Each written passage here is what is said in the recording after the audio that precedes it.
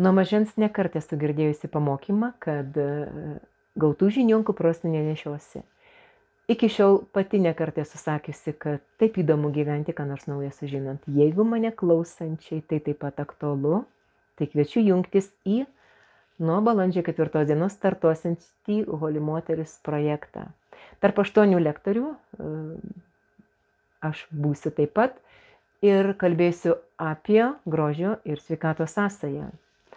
Mes labai dažnai mokomi gražėti iš išorės, bet oda, plaukai, nagai auga iš vidaus ir mūsų akių spindesys atspindi gyvybinę energiją, o kūno tarša, mitybos pažaida, gyvenimas lėtiniam strese, dar prisidėję kokie nors žalingi įpročiai, vienareikšmiškai atsispindi mūsų kūno išorėje.